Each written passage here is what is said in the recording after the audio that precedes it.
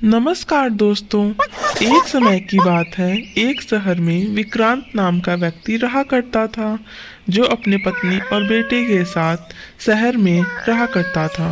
वो एक छोटी सी नौकरी किया करता, जिससे उसके घर का गुजारा हो जाया करता। तो चलिए शुरू करते हैं कि मकान मालकिन रश्मि और उसके पति रमेश रहा करते थे। एक दिन बेटा विनोद, तुम अपना ध्यान रखना। मैं छत पे ही कपड़े सुखा रही हूँ।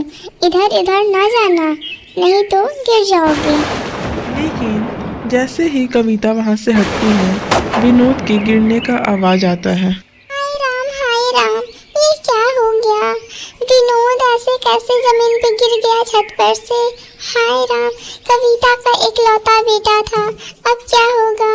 वो ये कैसे सह पाएगी?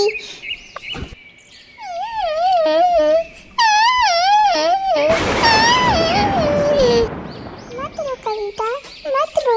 शायद तुम्हारे जीवन में मेरी ही तरह संतान का सुख नहीं था कविता। जाने दो। तुम्हारी हिम्मत कैसे हुई ये बोलने की कि मेरे जीवन में संतान का सुख नहीं है? तुम्हारी हिम्मत कैसे हुई?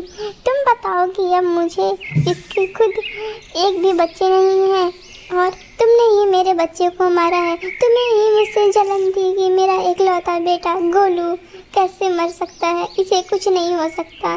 जो भी हुआ होगा तुमने ही किया होगा। अरे नहीं दीदी, ऐसे तो मत बोलिए। मेरे पास भले ही मेरा एक भी बेटा बच्चा नहीं है, पर दीदी मैं किसी से किसी का बच्चा नहीं छीन सकती। मुझे ऐसे तो ना बोलिए दीदी। ये छत पे खेल रहा था दीदी, और ये नीचे गिर गया। और ये सब कहते हुए कविता अपने घर उसके घर से चली जाती है और अपने पति को आके सारी बातें बताती है।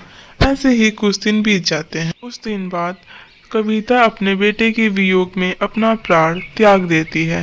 ऐसे ही कुछ दिन बीत जाते हैं और कविता एक चुड़ैल बन जाती है। उसकी आत्मा को शांति नहीं मिलता और रश्मि के रूप में आके कविता रश्मि को भी मारने की कोशिश करती है। लेकिन तभी उसका बेटा गोलू उसके पास आता है और कहता है, माँ, मेरे आत्मा को शांति मिल गया था, पर माँ तुमने रश्मि को क्यों मारा?